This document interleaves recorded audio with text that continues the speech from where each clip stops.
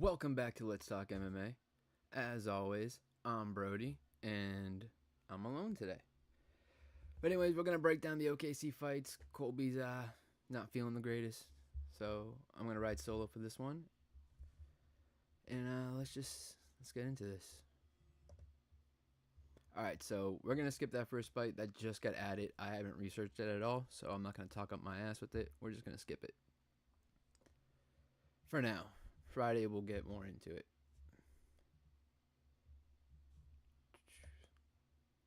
So second fight on the card, we got Dione Barboza taking on Anna Milesano. I'm taking Barboza by sub. Milesano, from what I remember, was on the last season of The Ultimate Fighter. She was the first round pick and lost both her fights. So I don't know how much you can value her. Her grappling's not the greatest, and that's where Dione shines, is on the ground. Let me see if I can pull these up real quick. Yeah, they're not going to show it. But she lost. She lost her two fights in Ultimate Fighter. Dione is a submission specialist. That's where she really shines. On the ground, it's going to be her game. She's a minus 400 favorite.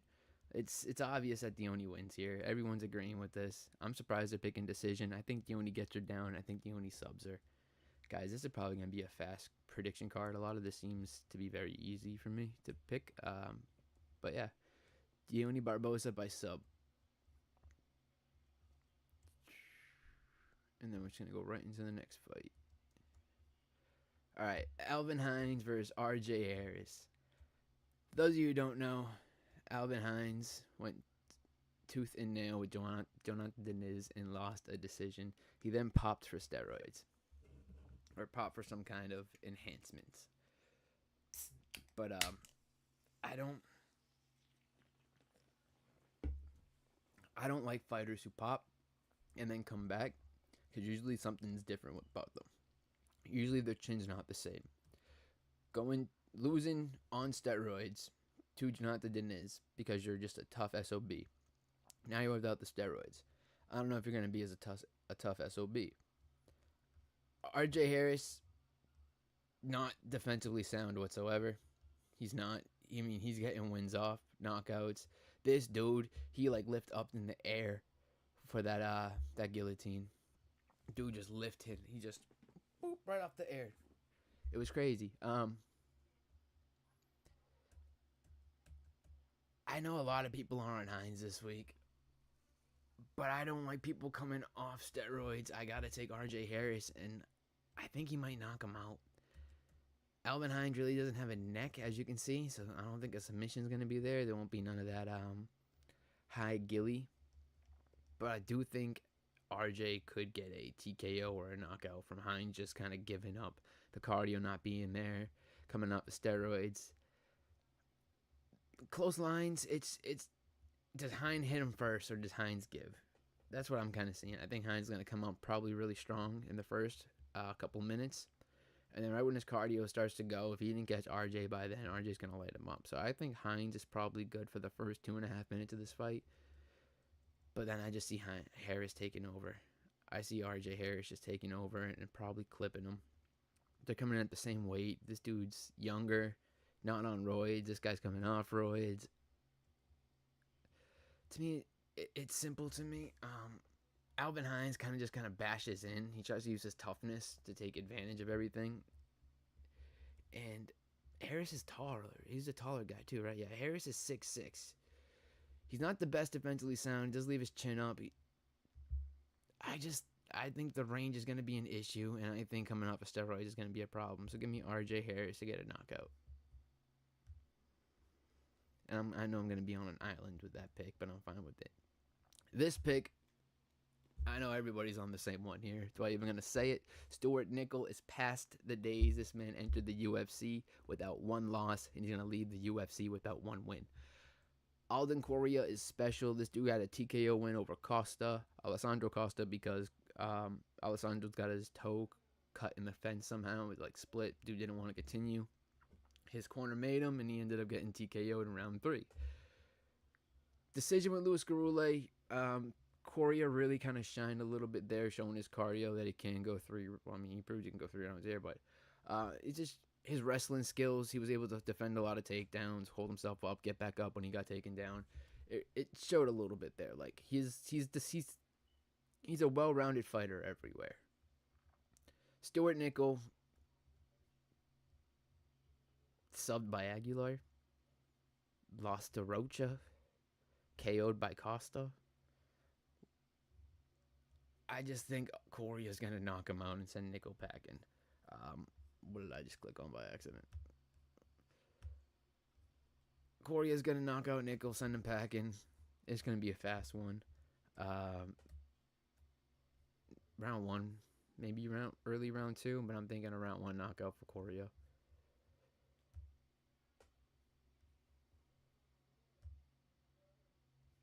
All right, this one's weird. Felipe Franco versus Levine Rodriguez Jr. Both of these guys fought Freddie Vidal in the Contender Series. Was it last year? Last year's Contender Series? Or was it the year before? 2025 Contender Series.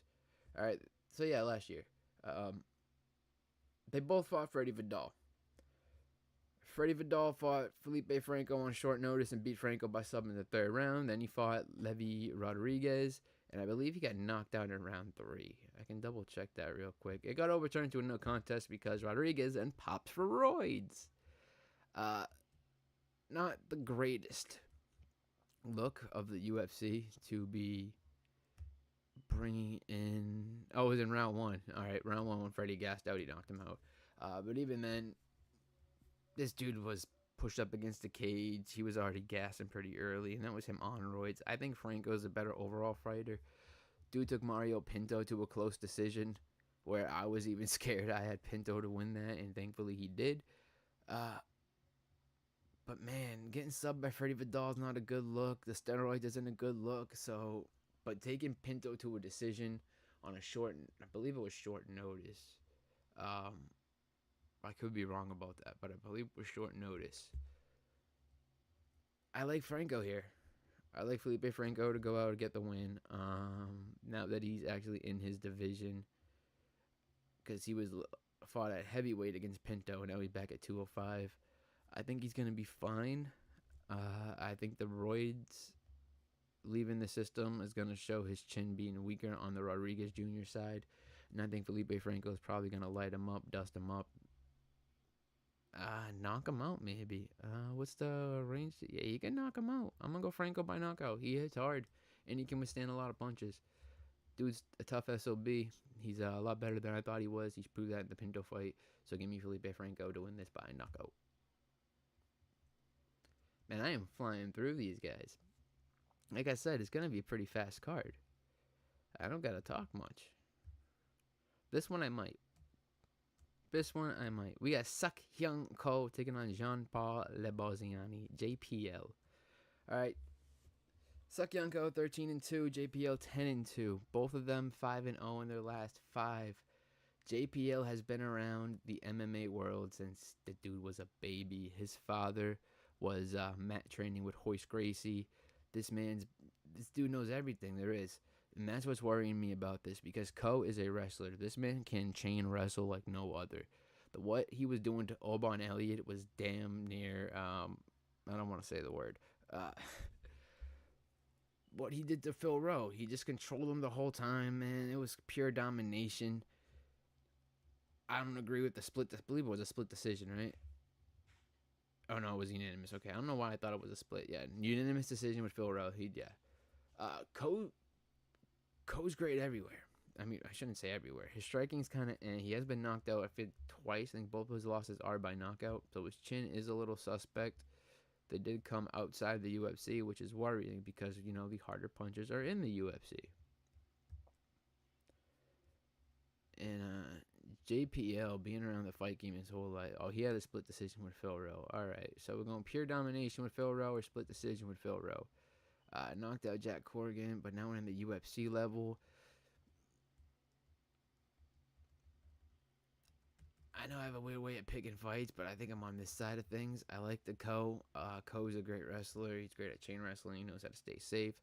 I know JPL is great Brazilian Jiu-Jitsu practitioner, but I still think the wrestling from Ko was going to be the difference maker in all of this. So I like Seokyeong Ko to win this by a decision.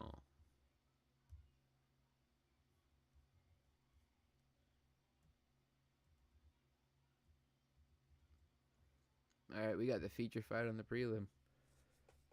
This one's tough for me, guys. This one's tough. I can see this going a couple ways. I can see Delgado winning a decision because I do not think he's going to be knocking out Bashi. Or I can see Bashi subbing him. That's what I'm having the difficulties here is, does Bashi get his back?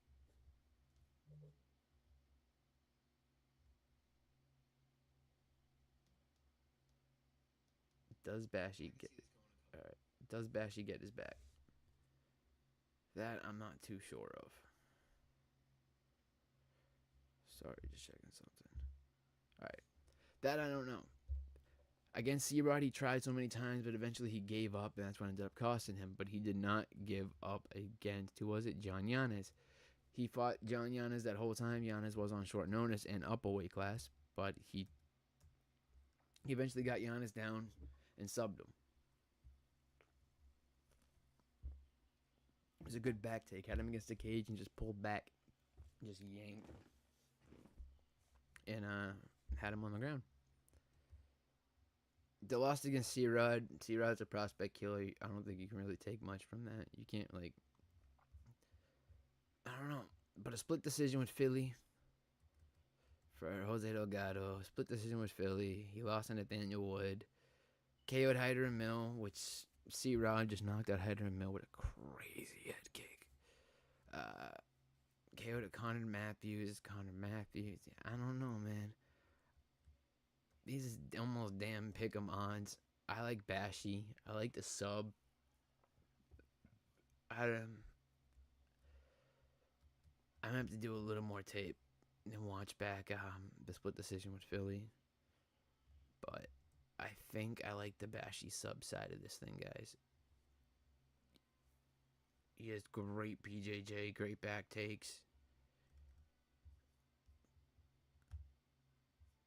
Let me see something.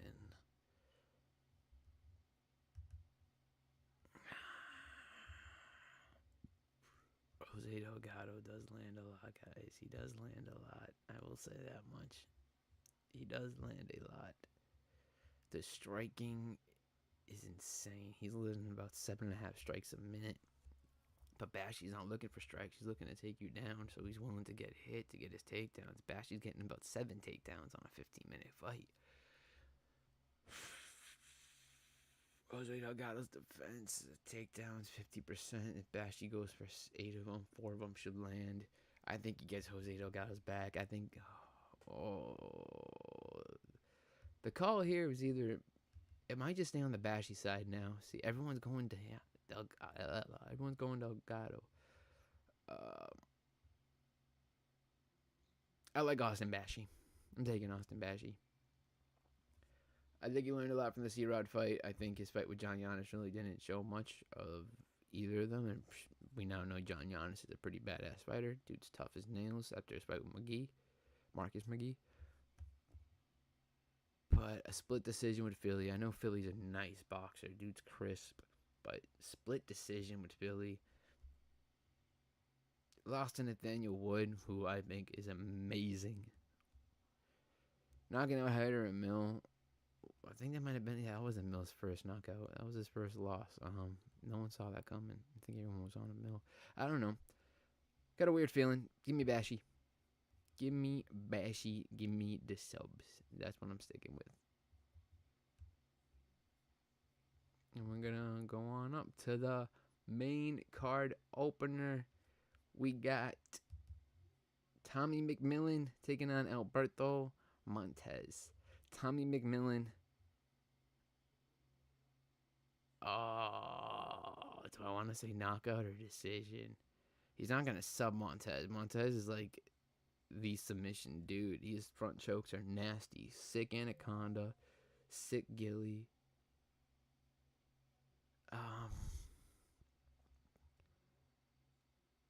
the reach is going to be in McMillan's advantage here. Does he get the knockout? Is the question. Montez has been knocked out before outside the UFC. But the way McMillan fights, man, he just comes at you with no F's given. His fight against David Nguyen, he was in a couple of bad areas, but he still fought out of them. Dude's got a ton of heart.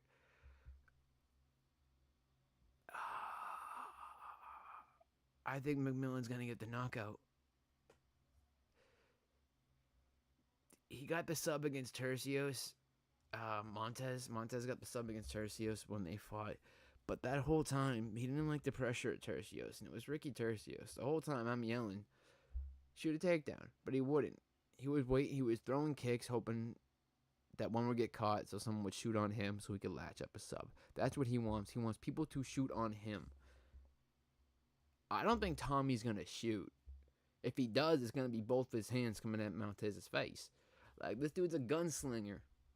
He's not going to be shooting takedowns. He's going to be trying to knock your head off.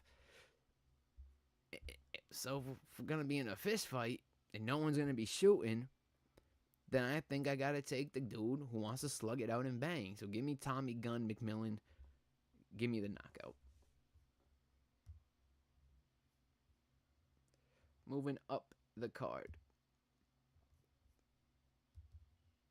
We got Tabitha Baby Shark Richie taking on Fatima the Archangel Klein. And we're taking Fatima Klein. Tabitha Richie has let me down her last fight, man. I had her beating Verna Jandaroba, but she let me down. There was just so many times she should have been throwing and she was hesitant. She would pause. She would stay there, and Verna would just do what she wanted. Verna felt like was in control of that whole fight. And then after seeing what Angela Hill did to, who was it, Zhang? After seeing what Angela Hill just did to the person coming into the UFC, who was supposed to be this great prospect from, what was it? I honestly forget the company. What was it? Was it Ryzen? Oh, it's gonna kill me now. Hang on, guys. But the way Fatima Klein just basically controlled Angela Hill that whole fight, did what she wanted, and then Angela Hill comes out her next fight and just completely dominates Jing Yang Zhang. That was it. Jing Nan Zhang. Crazy work. Fatima is a prospect on the rise. Her one loss in the UFC, we're going to look at that real quick. Her one loss in the UFC comes to Jasmine. That's right, Jasmine Jasudavicius, where Jasmine just controlled her that whole fight. And it was on short notice. Fatima has been locked in since. She's on a 3-fight winning streak. Richie's coming off a loss. Richie's been trying to be a boxer ever since she started dating one. She thinks she could be one. She thinks she is one. She's not. If she's not going to get back to what was working for her, which got her a lot of the wins, which got her that knockout win against Amanda Hebos, that clinch work, that elbows, that's what gets her wins. And when she abandons that, she loses decisions. I think Fatima Klein, I think I'm with the people. I think Fatima Klein wins a decision. Because Richie is tough. Baby Shark is pretty tough. But toughness can only take you so far. It can only take you so far. And Fatima Klein, she's no joke, man. She's serious. She's serious. Y'all gonna find out Saturday night. I mean, she is a moderate favorite. I think everybody knows by now how good Fatima is. And you just can't trust Baby Shark to get things done. You just can't trust her. She hasn't pulled... Dude, you just can't trust her. Yeah. Every time she gets a step up, she loses. She gets a step down, she wins. But this step down, I think, isn't a step down. I think this is an even fight here. The odds should be a little more even. Maybe not that big for Fatima Klein, but I still think she wins this. Chase Hooper's taking home a submission win here. Hooper's going to get back to his base. Hooper's going to sub him. Yep. Hooper's going to sub him. All right. Mitch Ramirez, yes, got screwed out of the Ultimate Fighter. Dude's got knocked out twice by Mike Davis and Thiago Moises. And he got knocked out by Carlos Brontes. All right, they've been throwing him to the wolves, and they're trying to build Hooper back up. That's what the UFC wants to do. They want Hooper to be built back up. I want Hooper to be built back up. I have his rookie card. Is that a 9 or a 10? I think it's a PSA 9. I have his rookie card. But like, even I want Hooper to do a little bit better than he has been. I did have him getting knocked out in his last 2 fights against Alexander Hernandez and Lance Gibson Jr. I just thought Hooper to be stupid, and I was right. He's starting to grow a little bit into his body. Michael Chiesa said that he's bigger than him, that Hooper is bigger than him. So Hooper just has to smarten up a bit, get back to the base that what did in there. You don't want to stand and bang Mr. Ramirez. He will knock you out. Hooper, you do not have the greatest chin right now, as proven by Lance Gibson and Alexander Hernandez. They proved it to you. Your chin's not the greatest. Stop trying to stand and bang. Do what Austin Bashi is going to do. Watch what Austin Bashi does in his fight tonight and learn from that, and then copy that exact game plan. That's all you have to do to win here. Because Mitch Ramirez, you're going to be leagues ahead of him on the ground. Leagues ahead of him. But on the feet, he will knock you out, Hooper. I am saying this for your greater good. Please, Hooper, get back to your base. Get back to the BJJ. Grab his back. Do not pull guard. Shoot some takedowns. Get on top. Control him. Get the sub. Because I'm taking Chase the Dream Hooper by submission. We're already on the co-main. I am flying through these guys. I'm sorry. It's been a long, I've got a lot more I got to do today too. So, flying through these. We got Jared the Killer Gorilla Cannonier versus Christian Leroy Duncan CLD. I'm taking CLD. And I'm back and forth on the knockout and decision only because of how tough Jared Cannonier is. His loss to MVP, which was his last fight, MVP could have knocked him out. He just didn't do it. I don't know why. We'll never understand a fighter's unwillingness to get the finish. Knocked out RoboCop. I had RoboCop. I think Cannonier's past his prime. I had Brodie beating him. I had Imavov beating him. I just think he's past his prime. So, CLD, decision with Pulaev. Pulaev's known to go to decision with friggin' hard-ass punchers. Look what he did with Ateba.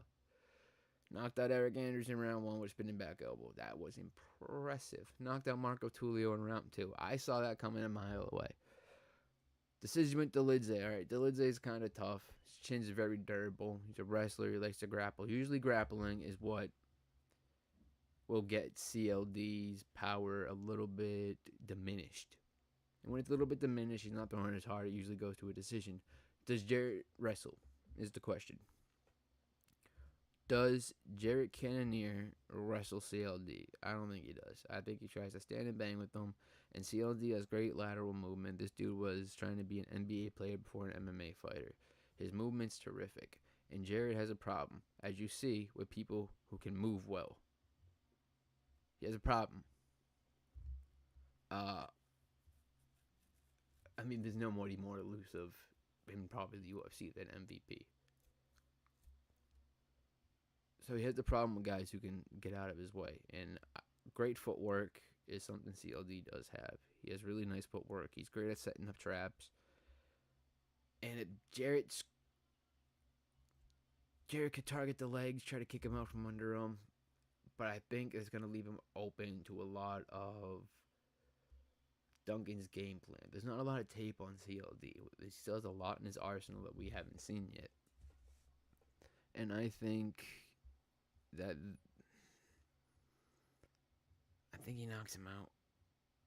I think CLD, because MVP almost knocked out MVP almost knocked out Jarrett. So why wouldn't I think that CLD could? I think CLD has more power than MVP. Is he as elusive as MVP? No. Is he as accurate? Not sure. But I think he's more powerful than MVP. And MVP laid out Cannonier. If he just kept going, he would have TKO'd him, but he chose not to. Told him to calm down. Told him to calm down. Calm down. But I like Christian Leroy Duncan. I like the knockout. Probably, yeah. I think he's gonna knock him out.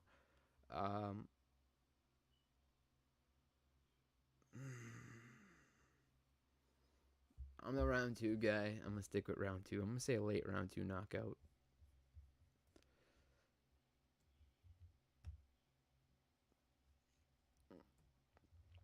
Alright, guys. I know I flew through this video. I know I skipped a fight because I still gotta research it. But we are at DDP, taking out Kamaru Usman in the main event.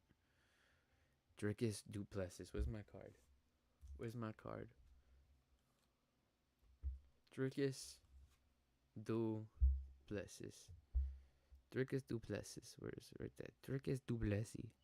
Okay? Dricus. Dricus. I don't know why I'm turning Russian every time I do that. Dricus. Dricus Du Plessis. Yeah, I think DDP is gonna probably drop a piano on Usman and win. DDP is gonna paint something on the side of the fence, and Usman's gonna try to run through it and end up getting like bumped off the fence, and DDP is just gonna hit him with an elbow, and the ref's gonna call it. This is gonna be DDP by shenanigans and any kind of weird antics that he wants. Usman's been saying repeatedly that his knees are shot. They're not. They're fine. All right, you don't do what you did to Buckley, and your knees not be completely fine. They have to be fine. This dude dominated Buckley. Was that a 5-round fight or a 3-round fight? I'm gonna double check that, but I know he dominated Buckley. But I think it was 5 rounds. I'm not positive, but I think it was 5. Yeah, 5-minute. Okay. Yeah, you don't do what you did to Buckley for 5 rounds straight and have bad knees, all right?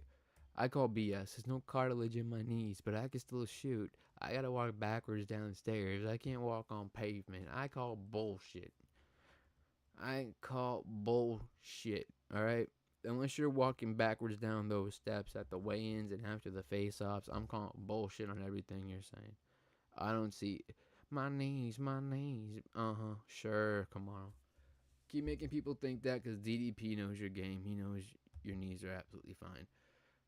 DDP is going to be fine in this fight, all right? Kamaru Usman does not have the submission threat of Khamzat Chimaev, which is why I believe DDP didn't move. He gives us it back, he gets subs. He tries to get up and gives up his neck, he gets subs. So he just sat there. That was a very boring fight, and I still think Khamzat is terrible for not being able to finish Dricus while holding him in a crucifix for about 15 to 17 and a half minutes of that fight. That dude could not finish Dricus because he didn't want to give up position. And that's what it comes down to. Does Kamaru Usman shoot takedowns? Does he get Dricus down? Probably once or twice. Does Dricus accept it like he did against Khamzat? I don't think so. That was terrible. That made DDP look bad. It made him look weak. But it made Khamzat look bad. It made Khamzat look weak. It made Khamzat look like a blanket. And I think DDP is going to be coming out of this with a better takedown defense, better get-ups. And I think he's going to be trying to find a way to finish Usman. Now, Usman is good on the ground. He is a good wrestler. He is very durable in his own right. He has only been knocked out by Leon Edwards. And he did take Khamzat to a decision. But we're talking about a dude who's known for shenanigans.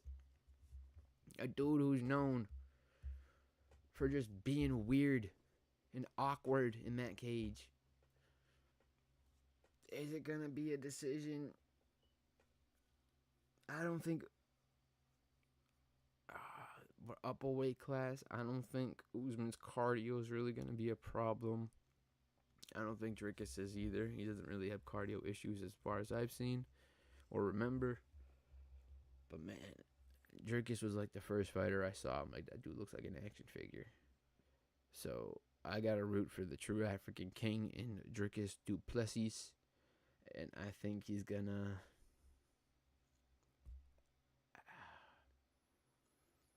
I feel like he's going to try to play smart here. I feel like he wins a decision.